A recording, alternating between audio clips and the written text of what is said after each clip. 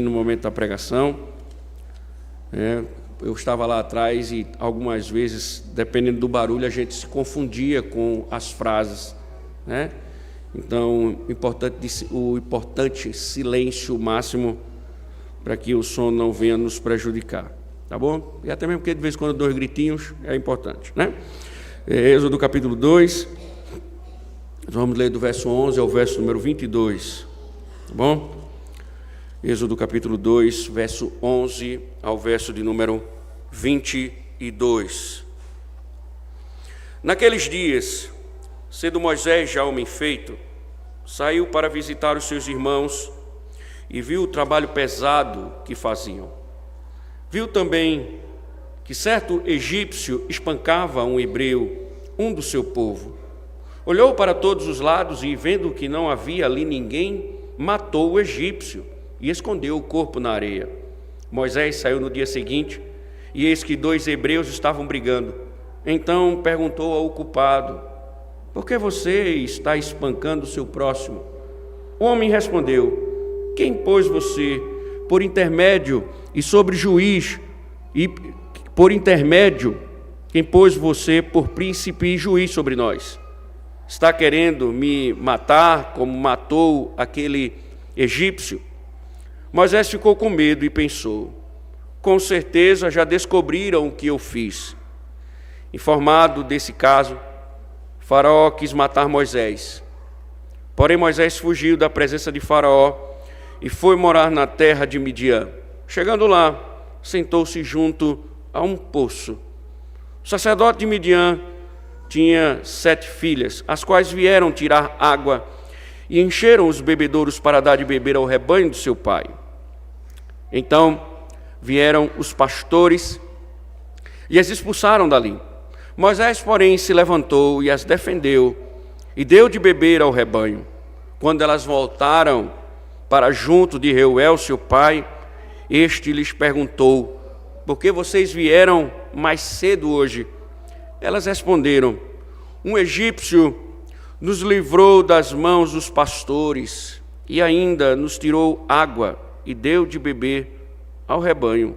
Então Reuel disse às filhas: e onde está ele? Por que vocês o deixaram lá? Chamem o homem para que venha comer conosco. Moisés consentiu em morar com aquele homem, e ele deu a Moisés sua filha Zípora, a qual deu à luz um filho, a quem Moisés deu o nome de Gerson, porque disse: sou peregrino em terra estranha. Oremos. Ó Senhor, obrigado, Deus, pelos teus mandamentos, por mais uma vez, Senhor, temos o privilégio de pregar a tua palavra, de ser, ó Deus, o canal pelo qual o Senhor falará ao teu povo. Obrigado, ó Deus, por isso, e rogamos teu sustento para que, Senhor, a humanidade que aqui está não transpareça mais que somente sua voz santa e poderosa. Brote, ó Deus, no ouvido do teu povo e que tuas verdades sejam reveladas para que compreendamos e vivamos segundo os teus mandamentos, Senhor, como verdadeiros peregrinos em terra estranha. Em nome de Cristo. Amém. Poder sentar, irmãos.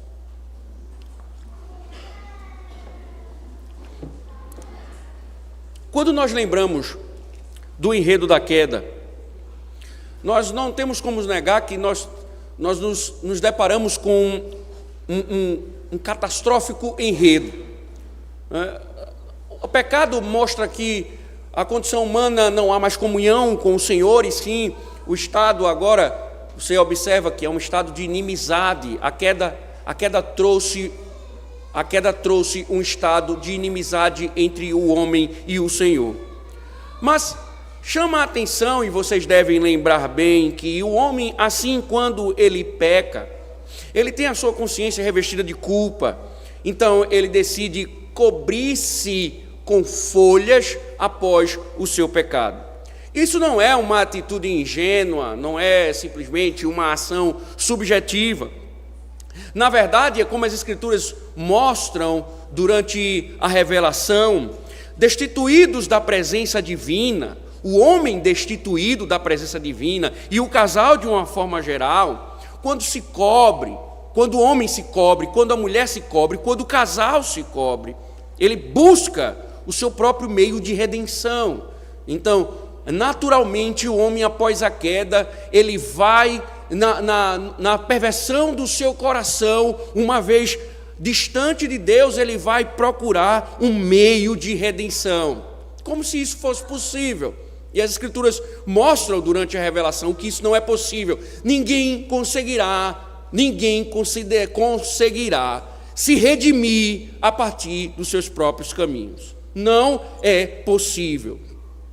Porque a Bíblia vai mostrar que diante da condição humana, diante da pecaminosidade humana, a salvação não é algo que se conquista com métodos, com forças, com meios, com mandingas. Não é algo que nós conquistamos pela força do nosso braço, mas sempre as Escrituras mostrarão que é com a mão forte do Senhor.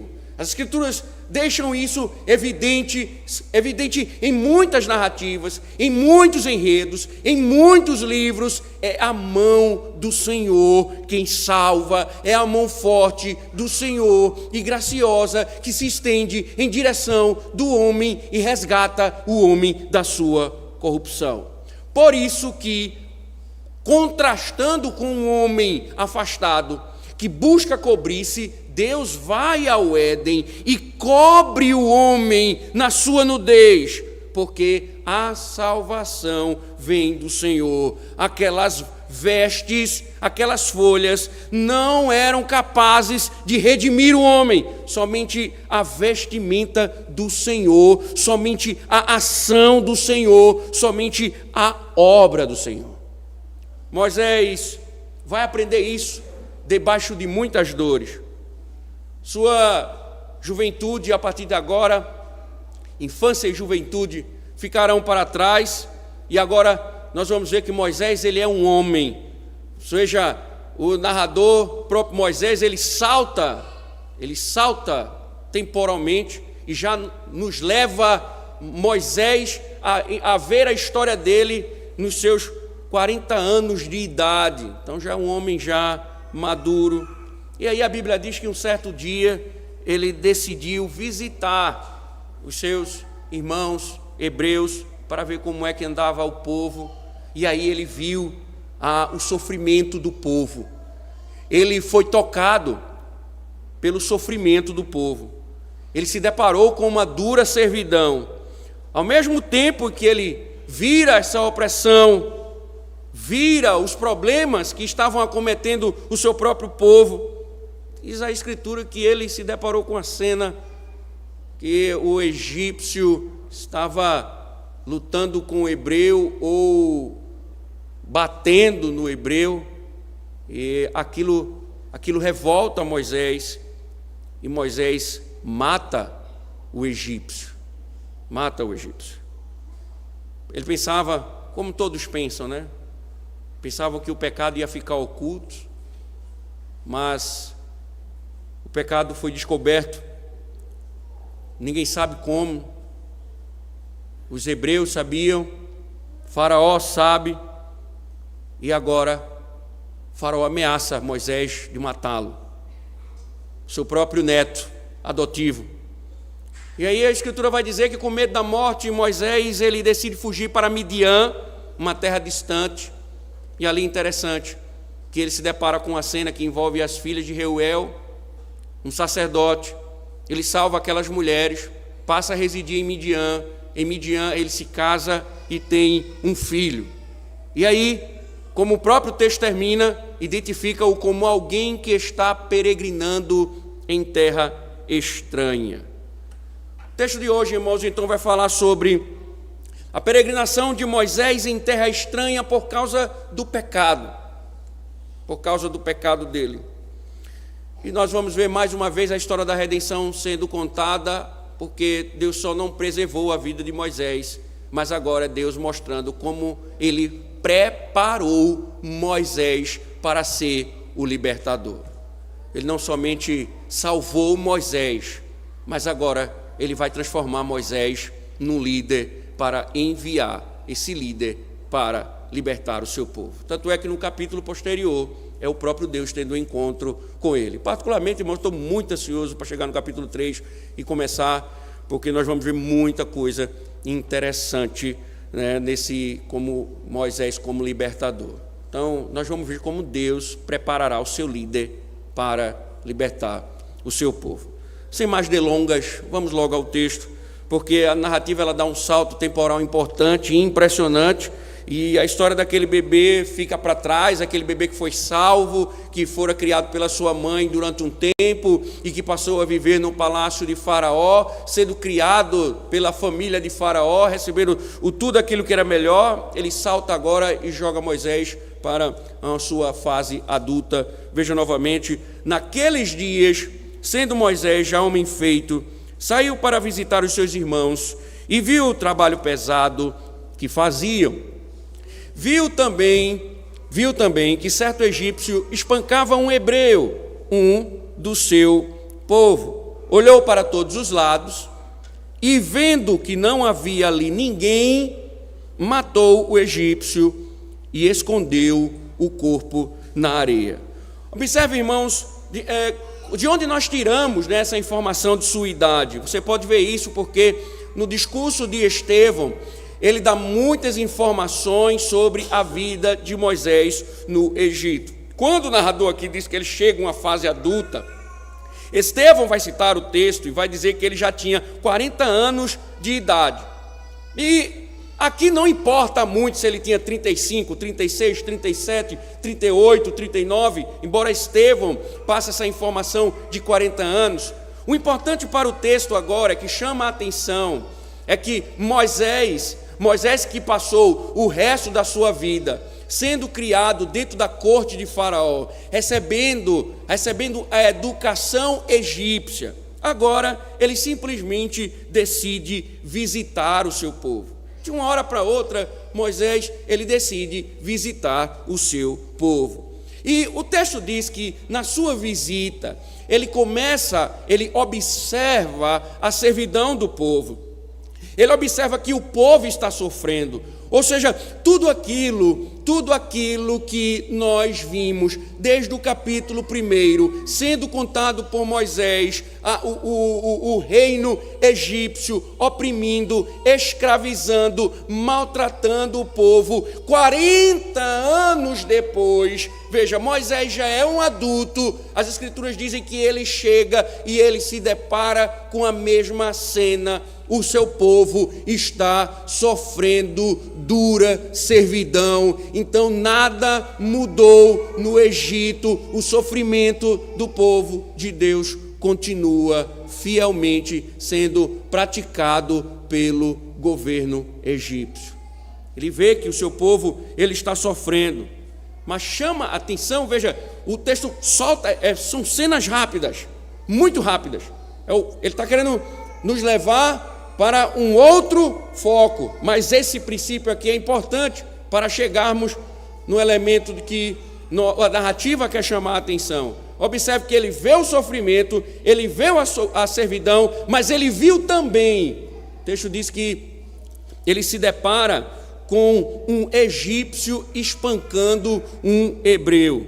O verbo usado por Moisés aqui, espancar, ele sugere um homem que está promovendo um ataque físico, possivelmente com algum objeto. Então ele está maltratando o egípcio com algum objeto.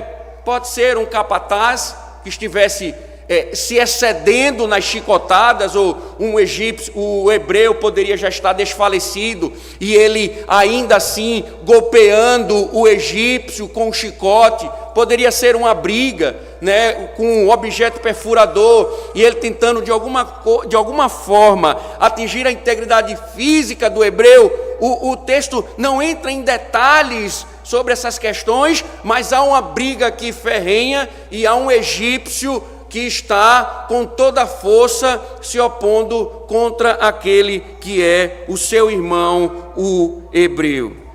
E as escrituras não dizem, mas Moisés olhou Moisés olhou para todos os lados. Então o texto está querendo mostrar que aquilo provocou uma ira no coração de Moisés. Moisés, quando viu o seu irmão hebreu sofrendo, aquilo se lhe irou, e ele olha para todos os lados para ver se alguém poderia estar vendo. E aí ele observa, ele golpeia, olhou para todos os lados e vendo que não havia ali ninguém, matou o egípcio. Ele deu um golpe no egípcio. E aqui é interessante porque vocês lembram que nós falamos que ele é descendente de Levi. O Senhor disse através de Abraão que a descendência de Levi seria uma descendência bruta, uma descendência violenta, uma descendência de espada. Veja, Moisés segue fielmente a descendência do seu pai, do seu patriarca Levi.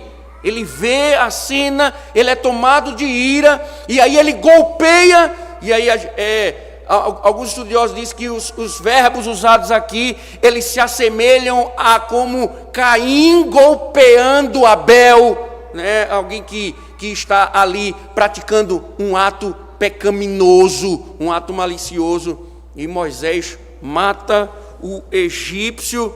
Olha a malícia do homem, olha a perversidade do homem. Ele cava uma sepultura rasa e enterra o homem. E aí a briga dos teólogos é grande aqui nessa narrativa, porque a questão é: Moisés pecou ou não? João Calvino, ele chega a dizer que Moisés estava armado pela ordem de Deus e consciente da sua vocação legítima, de maneira correta e sensata, assumiu esse caráter que lhe atribuíra. Estevão, o mártir, também parece sugerir uma interpretação favorável no seu sermão durante o Sinédrio. Atos capítulo 7 registra ele dizendo que quando completou 40 anos, daí onde vem a informação, Moisés teve a ideia de visitar os seus irmãos, os filhos de Israel. Vendo um homem ser maltratado, saiu em defesa dele e vingou o oprimido, matando o egípcio. Parece que Calvino, na sua fala, e quando nós olhamos a referência de Estevão, parece que ambos aprovam, e principalmente a narrativa bíblica que parece aprovar.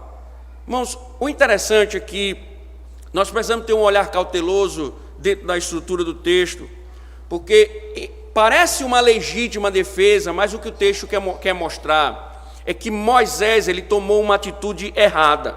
Embora tenha acertado em defender o egípcio ou o hebreu, houve uma ação errada. Por quê? Porque para que Moisés fizesse isso, para que Moisés matasse o egípcio sem sofrer nenhum dano, Moisés ele teria que ser um oficial da corte, um oficial do Estado. Ele não era um oficial do Estado.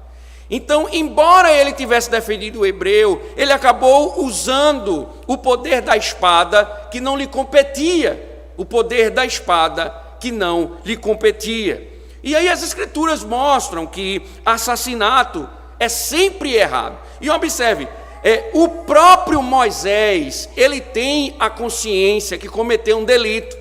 Porque, veja, ele olha para todos os lados, ele mata o egípcio e ele procura não deixar vestígios do assassinato. Ele procura enterrar o egípcio para que ninguém descubra. Então, se você observar, é alguém que tem a plena consciência de que está cometendo um erro. Por isso que o mandamento diz: não matarás. Ele tinha a consciência de que estava a violar o mandamento de Deus ao fazer isso com o egípcio. Mas, irmãos, nós devemos entender o seguinte: um fato curioso: Moisés era um homem educado em toda a ciência dos egípcios, conforme o próprio Estevão vai dizer no capítulo 7, ele era poderoso em palavras e obras. Mas o que chama a atenção aqui, nesses primeiros versos, uma das primeiras coisas que nos chama a atenção é que, embora Moisés tenha vivido uma boa parte do seu tempo dentro do território egípcio, dentro de uma educação egípcia, observe que ainda Moisés não se desfez de sua herança hebraica. Lembremos o que nós falamos hoje pela manhã, o quanto sua mãe educou durante alguns anos antes de entregá-lo à filha de Faraó. E você vê um homem que não esquece a sua herança, não esquece que ele é um hebreu. Quando nós lemos, inclusive, o escritor aos Hebreus, no capítulo 11, quando nós lemos, nós observamos que esse fato, ele pode ser analisado de uma perspectiva bem maior. Não desmarque o texto, mas abra comigo Hebreus capítulo 11, verso número 24, verso número 26. Fica no Novo Testamento, Hebreus capítulo 11, depois de Macabeus. Hebreus capítulo 11, verso 24 a 26.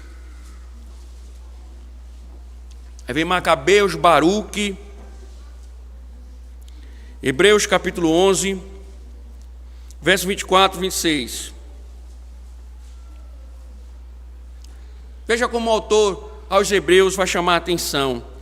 Pela fé, Moisés, sendo homem feito, recusou ser chamado filho da filha de Faraó, preferindo ser maltratado junto com o povo de Deus, a usufruir prazeres transitórios do pecado. Ele entendeu que ser desprezado por causa de Cristo era uma riqueza maior do que os tesouros do Egito, porque contemplava a recompensa. Veja, irmãos, que interessante, porque o autor aos Hebreus, ele está fazendo uma interpretação aqui bem interessante e uma aplicação da narrativa de Êxodo. Note que Moisés, ele é aqui apresentado como um herói da fé. Moisés, ele é apresentado como um herói da fé, e pela causa de Cristo, veja, e pela causa de Cristo, e na esperança segura do céu, diz que ele abandonou o pecado para sofrer com o povo de Deus. É interessante, irmãos, que o que o autor aos Hebreus está dizendo, que não foi simplesmente alguém que viu o seu povo sofrer, que decidiu ver o povo sofrendo. Em outras palavras, apesar do pecado, isso mostra que em algum momento de sua vida, Moisés decide ver o povo, porque o seu coração está voltado para aquele povo. Tanto é que quando visitou os campos de trabalho em que os hebreus viviam e trabalhavam, ele teve solidariedade para com esse povo.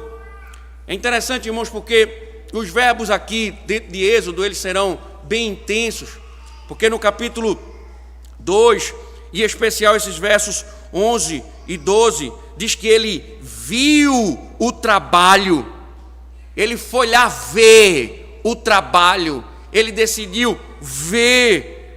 Esse verbo aqui, ele tem uma estrutura bem interessante, porque ele traz a ideia de que é alguém que vê e é cativado por aquilo que vê.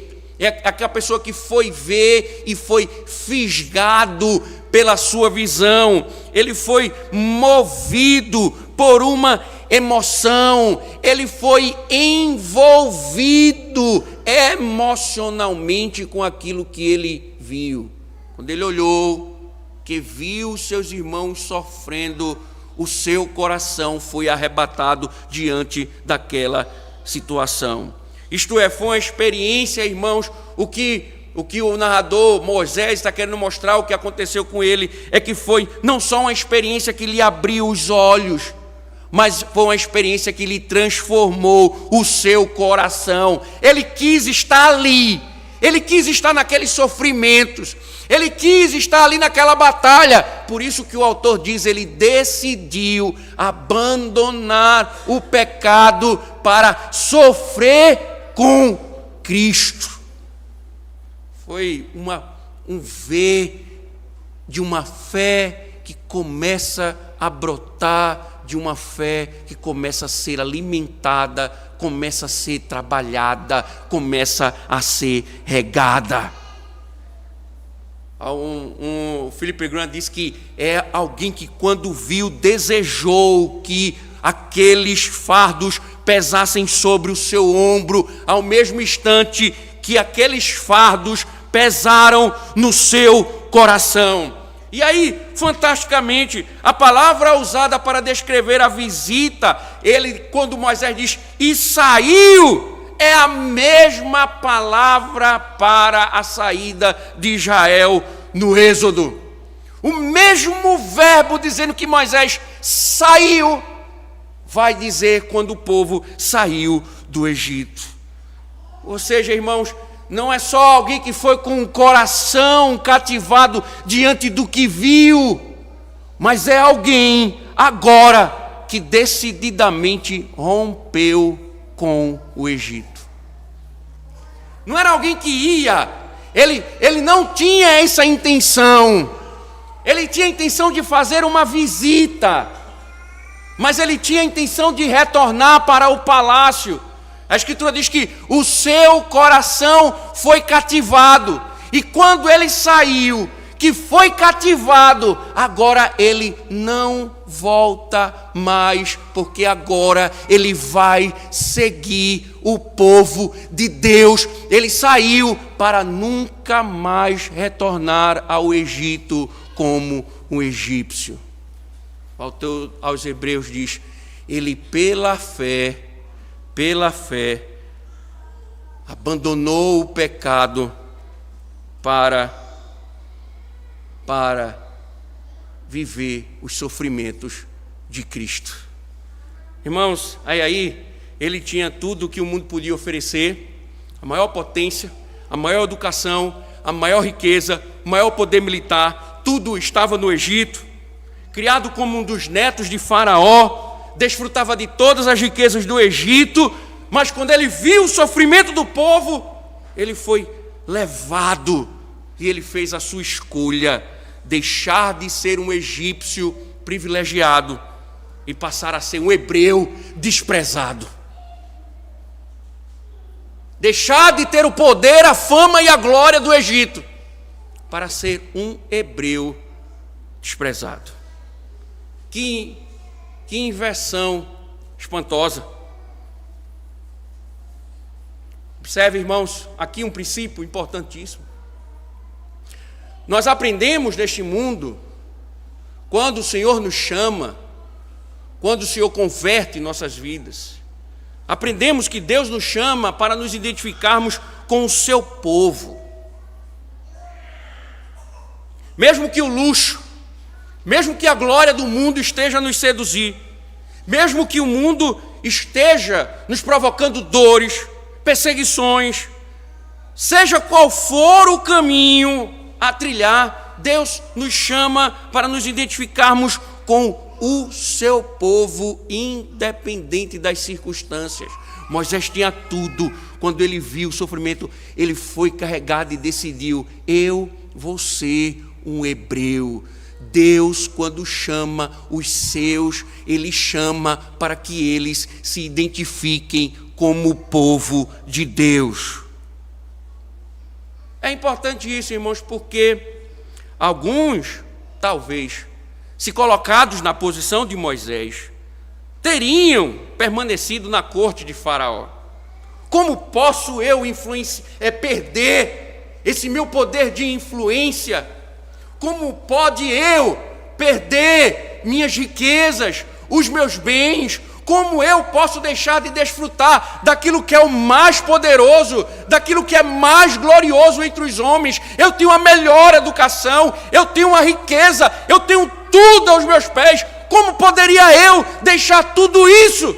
Moisés deixou tudo isso para dizer, eu quero ser um hebreu desprezado. Eu quero abandonar tudo para ser um hebreu. Muitas vezes, irmãos, nós não percebemos, Mas muitas vezes, se estivéssemos no lugar de Moisés, nós permaneceríamos no palácio de Faraó. Mas por que isso é importante, irmãos?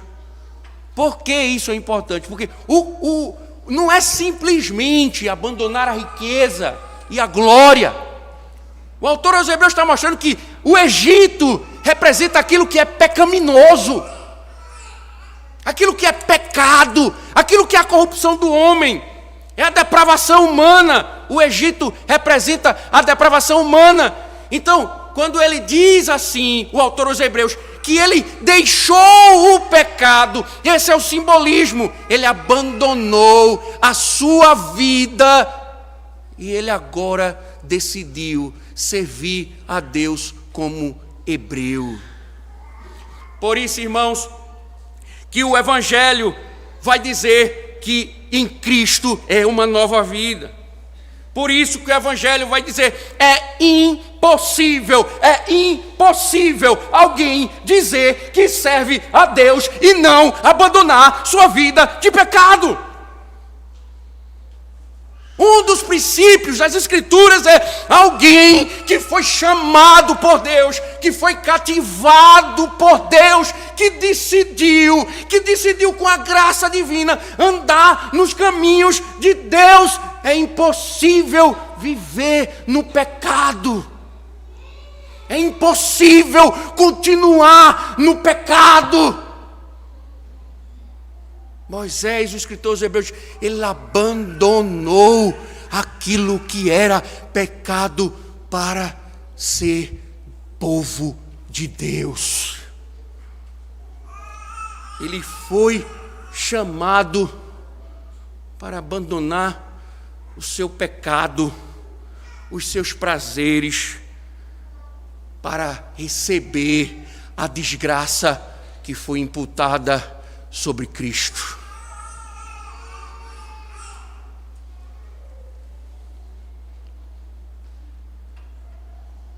O Senhor chama, quando o Senhor chama o seu povo, Ele chama para que esse povo abandone a vida de pecado. Por isso que Paulo diz, aquele que roubava, não roube mais, vá trabalhar. O promíscuo, o adúltero, case, porque é melhor casar do que viver abrasado. Revista-se do novo homem. É a primeira coisa que Deus faz, chamar você para viver uma vida santa e sofrer por Cristo. E aí, irmãos, a glória do mundo. Irmãos, imagine a dimensão disso. Era a glória do mundo o Egito. Ele era neto adotivo de Faraó, filho adotivo de uma princesa.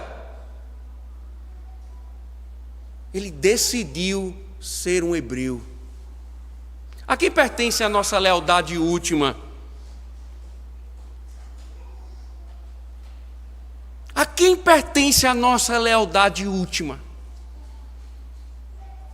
Qual é a nossa identificação primária? Nós nos identificamos com o Egito, com o mundo, com aquilo que é pecaminoso? Ou com aquilo que é do povo de Deus? Se nós, chamados cristãos, de fato, se você aqui se diz cristão, e de fato Deus lhe chamou, Deus também lhe chamou para abandonar o mundo e seguir a Cristo, unindo-nos com o seu povo, como fez Moisés. como fez Moisés. Mas, irmãos, isso não significa perfeição. Isso não significa perfeição. Porque a narrativa, vocês escutam sempre eu dizer, porque eu amo dizer, porque de fato é. A Escritura é linda. Porque, observem, o coração dele é cativado. Ele decide viver como um hebreu. Mas em seguida ele mata o egípcio. É interessante isso. Veja, ele não decide depois. Ele decide antes. O coração dele é cativado antes. Em seguida, ele mata o egípcio. É por isso que Deus vai começar a tratar ele. Porque ele não somente vai se juntar ao povo de Deus, ele vai se tornar líder do povo de Deus. E aí Deus vai começar a tratar ele agora. Verso 13 e 14. Veja que o texto diz o seguinte: Moisés saiu no dia seguinte e eis que 2 hebreus estavam brigando. Então perguntou ao culpado: por que você está espancando o seu próximo? O homem respondeu: quem pôs você por príncipe e juiz sobre nós?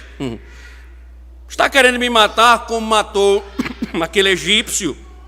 Moisés ficou com medo e pensou: com certeza já descobriram o que eu fiz. Veja, irmãos, o texto rapidamente viu, matou, voltou. Moisés está na cena do crime. O texto original ele indica que há um espanto de Moisés quando ele chega no mesmo lugar. Por quê? Coincidentemente, aquelas coincidências divinas, Moisés se surpreende com 2 hebreus brigando. 2 hebreus brigando. A primeira coisa que nós já vamos entender, irmãos, é que isso não deveria ter surpreendido Moisés. Por quê? Porque primeiro o texto está dizendo que eles estavam... Agora não é mais um tentando golpear o outro até matá-lo, mas agora é o UFC mesmo. Chute para lá, chute para cá. Tapa vai, tapa vem. E aí o texto hebraico quer chamar a atenção que Moisés não deveria ficar surpreso ao ver a cena. Por quê? Porque, observem, os hebreus, o texto está querendo mostrar, primeiro, os hebreus estão dentro de uma cultura de opressão. E o cara que vive em meio à violência, possivelmente, ele virá a se tornar um cara violento. Não é regra, mas é uma possibilidade. Eles estão dentro de um clima violento. Imagina o desgaste emocional e etc. Por alguma situação, eles estão brigando. Mas o texto também quer mostrar uma coisa, irmãos. O texto também quer mostrar uma coisa impressionante, a narrativa. Por isso que eu gosto de expor as narrativas do Antigo Testamento. Porque o texto, ele mostra, lógico, a situação. O povo está sofrendo, Moisés viu. Então o povo precisa de um libertador. Precisa de um libertador. Precisa de alguém que salve eles. E aí, a situação está tão danosa que Moisés mostra que eles não precisam somente ser libertos do Egito. Eles precisam ser libertos também um dos outros, dos seus próprios pecados. Ou seja, o que o texto está dizendo é que o que o Moisés vê é muito pior. Não é só uma escravidão, mas também uma chama, uma mancha de uma escravidão, tanto física como espiritual. A alma deles já estavam começando a sofrer o dano de uma vida entregue à escravidão. É como se Moisés estivesse dizendo: esse povo de fato precisa de um Salvador. E é isso que o diálogo mostra. Eles estão precisando de um Salvador. Só que chama a atenção que Moisés, ele toma partido do supostamente aquele que está apanhando mais. E ele vem a intervir para que o ataque não aconteça. E mais uma vez é uma ação, ele vê a situação, ele reage, ele vai tentar fazer alguma coisa para impedir o ataque. Então é mais uma vez um homem buscando justiça e acusando um homem culpado de começar ou de alimentar a violência. Estevão, novamente, diz que Moisés estava tentando ser um reconciliador. Diz que ele está tentando reconciliar os irmãos. Na outra ele matou o egípcio, agora ele está tentando reconciliar os hebreus. E aí Estevão diz que ele está tentando reconciliar, aproximando-se deles, procurando conduzi-los à paz. E aí Estevão diz: homens, vós sois irmãos, por que vos ofendeis uns aos outros? Por que vocês estão brigando? Não é para ser assim. Vocês são o povo de Deus. Não é assim que as coisas funcionam. Infelizmente, irmãos, e para sua consternação, Moisés descobriu que ele era incapaz de fazer as pazes. Ele não conseguiu fazer. Por quê? Porque seu crime havia sido descoberto. Ninguém sabe como. Aquelas coincidências divinas. Ninguém sabe como o povo descobriu que Moisés matou o egípcio.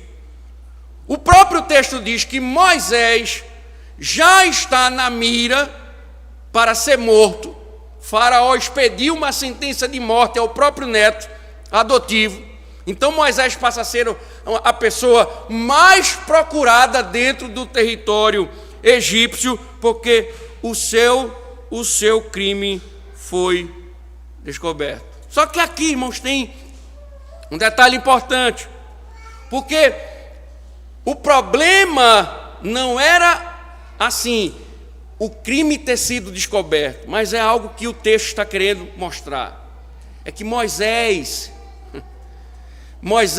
quando matou o egípcio, e os hebreus souberam do seu ato violento, ele se torna o homem mais procurado do Egito. Automaticamente, os israelitas rejeitaram a liderança de Moisés. Moisés tentou reconciliá-los e eles não aceitam a liderança de Moisés. Por quê?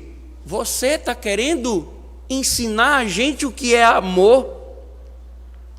Tu acabaste de matar um egípcio. Está falando de amor? Vamos amar, meus irmãos. Acabasse de matar o egípcio. Ocultasse o corpo para que ninguém soubesse. Tu vem falar de amor para a gente? O que o texto está mostrando é que a liderança de Moisés foi rejeitada. Ele acabara de ser rejeitado como o líder do povo. Porque, em vez de tratá-lo com respeito, Moisés foi tratado com desdém. Você não tem moral. Você não tem moral para falar sobre reconciliação e sobre amor, seu assassino. No sermão perante o Sinédrio, Estevão comentou: ora, Moisés pensava que seus irmãos entenderiam que Deus queria salvá-los. Olha a narrativa, teologia bíblica, obrigado, Senhor. Veja, que Deus queria salvá-los por meio deles. Eles, porém, não entenderam.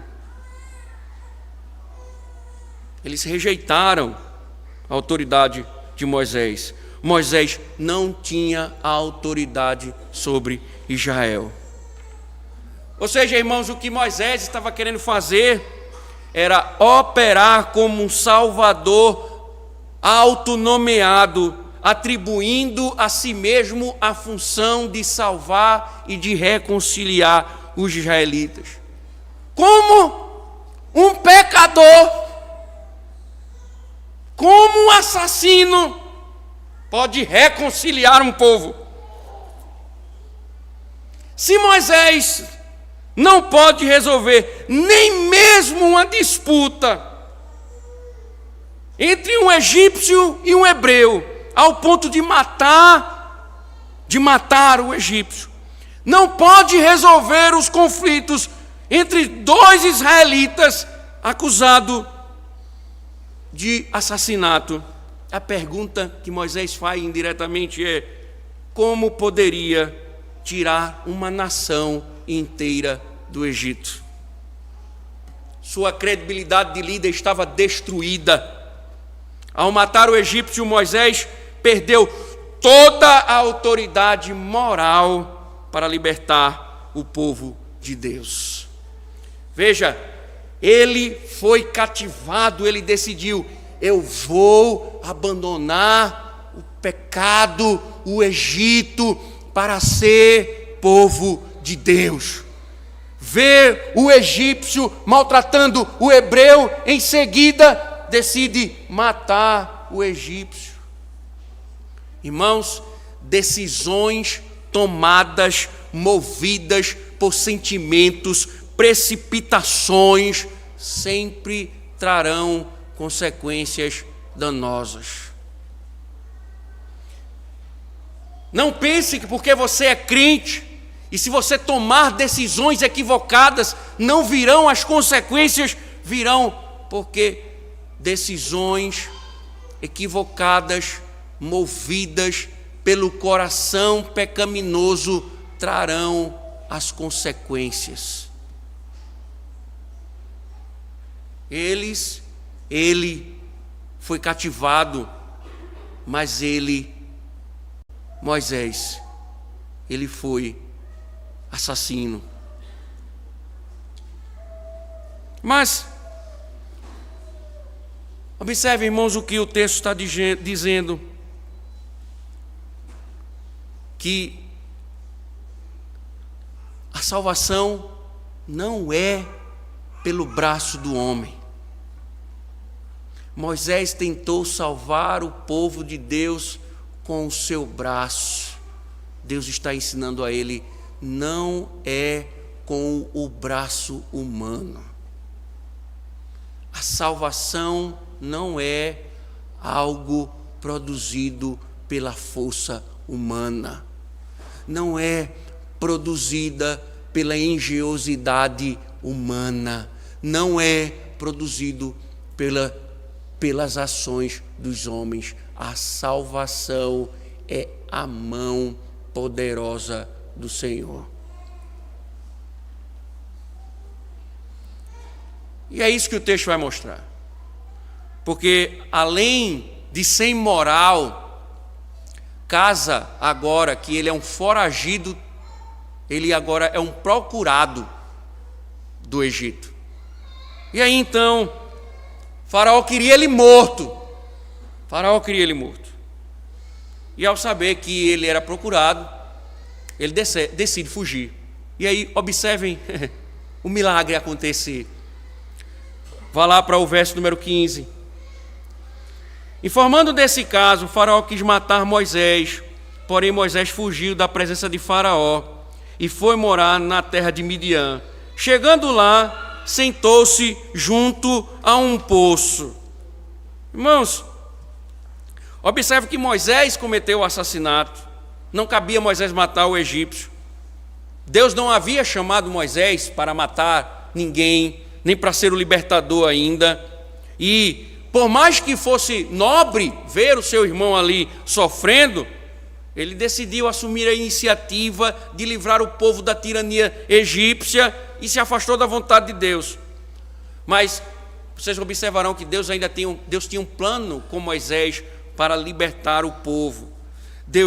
Deus, embora ele tenha fracassado, Deus vai mostrar que os seus fracassos, eles podem se tornar benefícios para a alma de um eleito.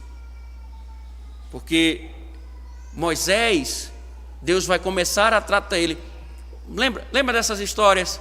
O deserto é quando Deus pega os seus patriarcas e trata com eles. Aqui a mesma coisa, Deus vai tratar com o seu servo, que ele vai começar a tratar o seu servo. ele foge, ele vai para Midian, vai embora para Midian. Aqui é o Senhor agora, tratando com o seu servo. E nós vamos ver que Moisés aprenderá com o erro. Sabe qual é o nosso problema, irmãos? É que nós não aprendemos com os erros. Nós amamos o chicote que nos bate. Nós não aprendemos. Nós cometemos os erros, sofremos as consequências. Não demora muito, voltamos a fazer as mesmas coisas. Não aprendemos com os erros. Não aprendemos com os erros. Moisés vai aprender com os erros dele. Moisés vai aprender com os erros dele. Porque a gente pode perguntar, mas como, pastor? O cara acabou de matar um egípcio. O cara tentou separar a briga, não conseguiu, foi desprezado. Mas veja o primeiro teste de uma mudança radical, de um coração alinhado, entendendo o que deve ser feito. Veja o verso 16 e 17. O sacerdote de Midian tinha 7 filhas, as quais vieram tirar água e encher os bebedouros para dar de beber ao rebanho de seu pai. Então vieram os pastores e as expulsaram dali. Moisés, porém, se levantou e as defendeu e deu de beber ao rebanho. Veja, irmãos, mais uma vez, não é interessante? Uma briga, Moisés mata. Outra briga, Moisés tenta apartar. Parece que a briga gosta dele, né? Ele foge para Midian. Quando ele chega, senta no poço, vem as filhas do sacerdote levar o gado, e os pastores chegam e começam a criar problemas com as filhas do sacerdote. O que é que vai acontecer? O que é que vai acontecer com um currículo desse? Aí é onde está. Porque dessa vez não eram os escravos oprimindo, mas eram mulheres abusadas por homens. Havia ali um conflito. O texto mostra, pela estrutura, que esse era um problema corriqueiro. Isso acontecia sempre. As mulheres sempre, as meninas quando iam para o poço, os pastores tinham dificuldades com elas. Sempre tinha conflitos, era algo corriqueiro, sempre presente. Era um conflito de longas datas entre as filhas de Midian e alguns pastores locais. Como você percebe isso? Veja o verso 18.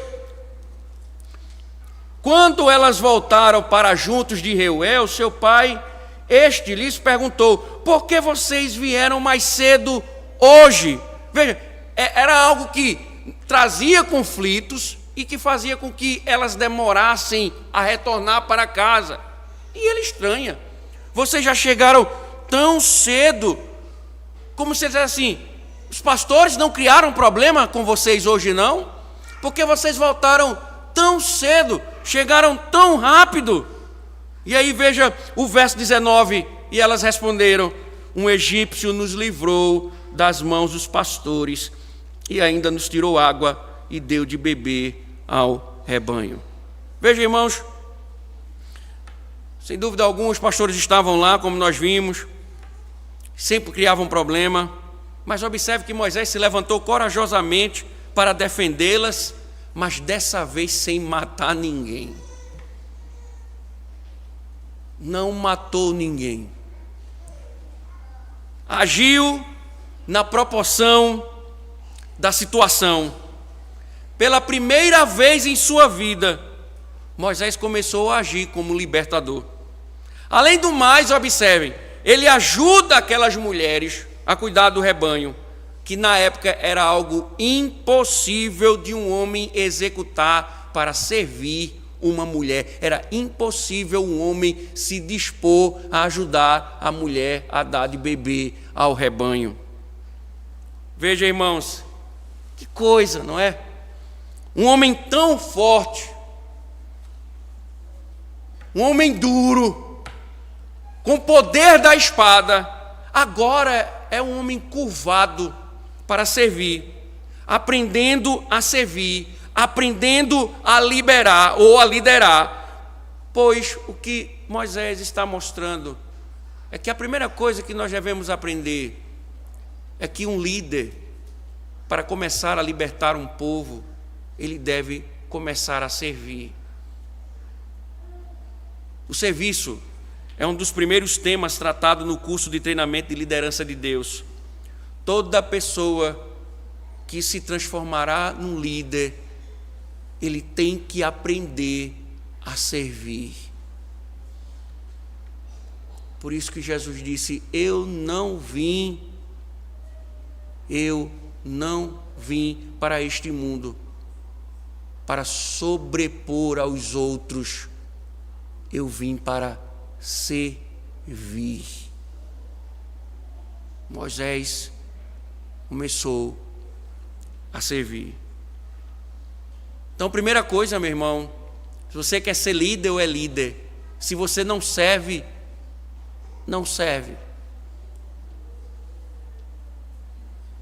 Se você não quer servir, você não serve. Uma liderança que não quer servir, não serve. E aí, meus irmãos, o outro detalhe importante é que Moisés aprendeu a dominar os seus sentimentos e não agiu mais com brutalidade. Moisés começou a aprender em Midian a cuidar dos seus impulsos, da sua ira. Ele resolveu o problema sem matar ninguém e ainda serviu. Irmãos, como é importante muitas vezes o deserto que o Senhor coloca aos seus homens, porque Ele não tem pressa de preparar seus servos para cumprirem sua vontade, especialmente quando tem alguma obra para o Senhor fazer na vida deles. O livro de Atos, por exemplo, explica que 40 anos se passaram entre a fuga de Moisés para Midian e seu encontro com Deus na sarça ardente.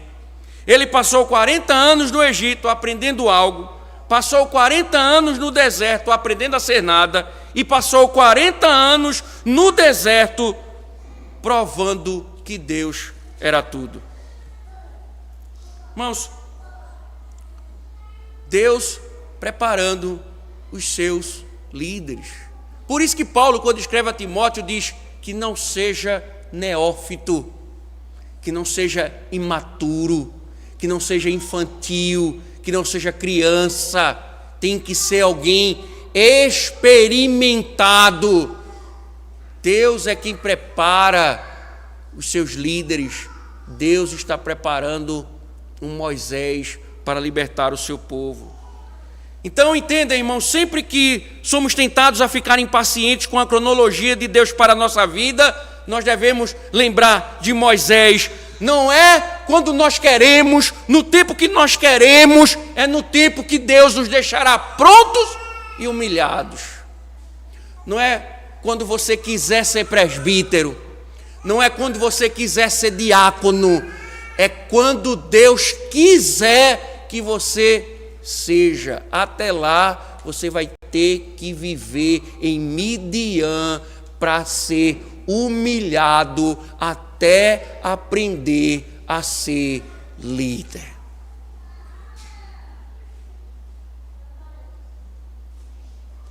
Até lá você vai ter que ficar em Midian aprendendo com o Senhor. Até que Deus lhe deixe pronto e humilhado. Moisés estava sendo preparado para uma grande missão.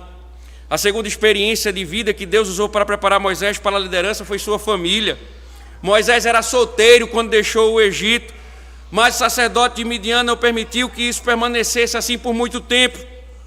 Afinal de contas, ele parecia um homem especial, e ele não permitiria que um homem como Moisés escapasse. Veja o verso 20. Então Reuel disse às filhas: e onde está ele? Por que vocês o deixaram lá?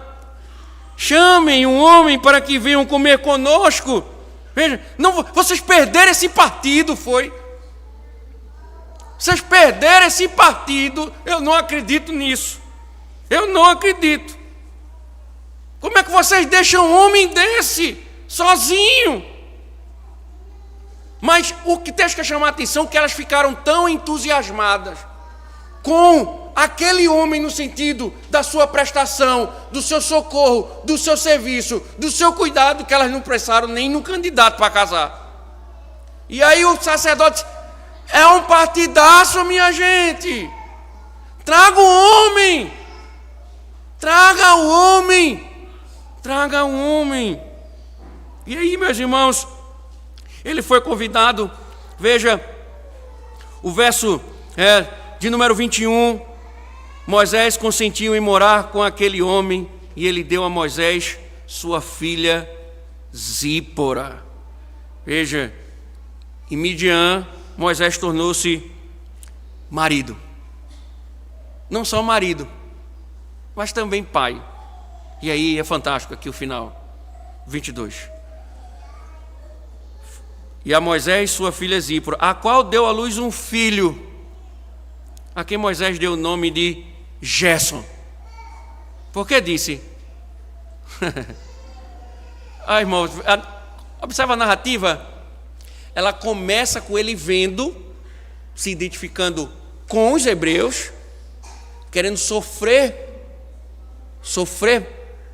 com o povo de Deus, e o texto termina ele dizendo, o nome do menino chamará Gerson, porque disse, sou peregrino em terra estranha. Irmãos, é interessante porque o literal, a palavra Gerson, literalmente, o texto hebraico, ela diz assim, eu sou um estranho ali. Um estranho ali. E a terra estranha que Moisés está falando não é Midian, mas ele está falando do Egito. O coração dele ainda está lá, com os hebreus. Ele está pensando nos hebreus. Lembra que a filha de Faraó disse, ele é um egípcio. Ele está dizendo, eu sou o povo de Deus. Eu sou um hebreu. Eu sou um hebreu. E é interessante porque o tempo verbal aqui no pretérito dá a ideia de traduzir, pode ser traduzido como eu fui ou eu sou um estranho ali. Está dizendo, eu estou em Midian, casei, mas eu sou um hebreu, o meu povo está lá, meus irmãos estão lá, somos peregrinos. Volta de novo à tona a mensagem de Gênesis, somos peregrinos em terra estranha, porque o Egito não é o nosso lar. Mas, irmãos, a Bíblia não inclui esses detalhes domésticos simplesmente por interesse biográfico. Caminhando para o final, a situação familiar de Moisés faz parte de sua preparação para o ministério. É no seu lar, servindo a sua família, a cuidar de sua esposa, a disciplinar os seus filhos, a estabelecer uma vida do lar. Moisés vai aprender a ser um servo líder. E foi nesse lar que Deus usou o sacerdote para que ele crescesse no relacionamento com Deus. Olha, irmãos, que fantástico, porque ele cai justamente e tem um sogro sacerdote, um homem que conhecia Deus, um homem que vai instruir Moisés. Agora, observe que ele vai se encontrar com Deus e ele não vai se espantar tanto, porque ele já conhece Deus, ele ouvia falar de Deus, e ele vai ter um encontro. O próximo texto, que eu estou doido para pregar esse texto, vai ser ele encontrando Deus na sarça ardente. E aí a gente vai entender por que a nossa igreja tem uma sarça como símbolo. E aí ele é educado, ele é mais instruído ainda. Isso provavelmente tem uma instrução mais teológica, porque a instrução anterior foi da mãe. agora é de um sacerdote. Ele agora está aprendendo Bíblia. Ele agora está aprendendo doutrina. Não está aprendendo conversa fiada, não. Está aprendendo teologia pura. Tá com um sogro desse, só via na minha casa. Um sogro desse, mas não tem tão longe de mim. Então, agora ele vai aprender isso. Vai aprender. Ele vai aprender a liderar a sua família. É por isso, irmãos, que Moisés diz, ele tem que ser marido de uma só mulher. Ele tem que governar bem a sua própria casa. Ele tem que liderar os seus filhos. Ele tem que manter os filhos na disciplina. Moisés, o líder, está sendo preparado. Irmãos, observe que o deserto, ele é verdadeiramente um seminário para Moisés. É um seminário para Moisés. Moisés está sendo preparado para se tornar o libertador do povo de Deus. Mas uma das coisas que nós aprendemos aqui, e que ele aprendeu, e vai aprender mais ainda, é que é Deus quem está operando a libertação do seu povo. Desde o capítulo 1 estamos vendo esse princípio. Deus operando, Deus trabalhando para libertar o seu povo. Deus prepara o líder para libertar o seu povo. Mas ele mostrou a Moisés que não é com o braço forte do homem, não é com o plano do homem, não é com a artimanha humana que o seu povo será salvo.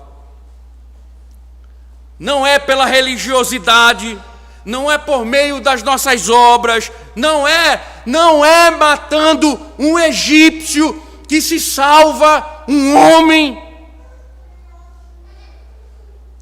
mas é a mão poderosa do Senhor. Paulo chega a dizer, se fosse pela religiosidade, se fosse pelas obras, eu seria salvo.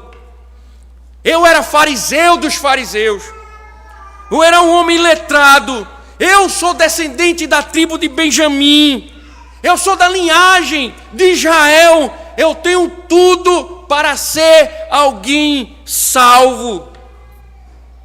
E aí ele pegou todos os seus recursos espirituais e tornou em desvantagem.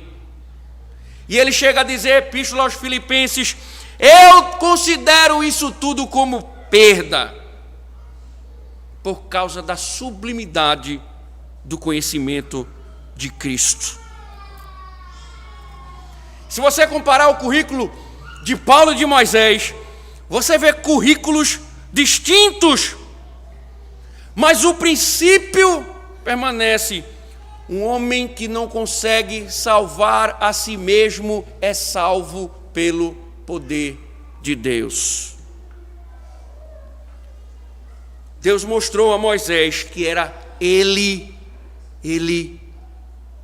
quem vai salvar. Ele está dizendo a Moisés, sou eu quem vou salvar. Por isso que você vai ver, quando o Senhor endurece o coração de Faraó, Faraó está amolecendo para libertar o povo, a Bíblia diz que Deus endurece o coração de Faraó, e Faraó decide não libertar, porque o Senhor diz, se ele liberta o povo pelo seu próprio desejo, o povo ia pensar que foi Faraó o libertador, mas eu endureci o coração dele para mostrar que de mim vem a salvação e que o poder é meu. O poder é meu. Irmãos, diante de tudo que ouvimos, nós precisamos entender uma coisa. Para que a salvação ela venha a ser de fato divina, ela tem que ser unicamente pela graça. Deus estava ensinando a um líder forte. Moisés vai se destacar muito em liderança e vai falhar também. Mas Deus estava ensinando que é graça. Que não é pela nossa força. Por isso que Ele enviou Cristo, para mostrar que não é pela nossa força. Não é pela nossa força. Se você tem enfrentado pecados, vida de pecado, uma vida pecaminosa, talvez você já tenha colocado alguns rituais objetivando ser salvo. Talvez você disse assim: eu vou ofertar na igreja, mas vou fazer tal coisa, vou me vestir de branco no ano novo, vou entregar cestas básicas, e você começa a colocar uma série de coisas, como se você estabelecesse alguns passos para obter a salvação. Você começa a viver isso como se a salvação ela fosse fruto dos seus passos. A salvação é do Senhor, é pela graça. Você simplesmente precisa abandonar os seus pecados para que essa graça lhe atinja. E veja: mas pastor, meu pecado é grave. É muito grave. Moisés assassinou um egípcio. O sangue de Cristo nos purifica de todo o pecado. Seja qual for, é graça, é o poder de Deus, é a mão poderosa do Senhor. Agora é como Moisés, ele deixou os prazeres do Egito para viver o desprezo da cruz de Cristo. Se você não abandonar os seus pecados, você terá o mesmo caminho do Egito, a destruição. Porque o libertador é para aqueles que vivem pela fé em Cristo. Senhor, muito obrigado, Deus, pela Tua palavra. Obrigado, Senhor, pela Tua voz.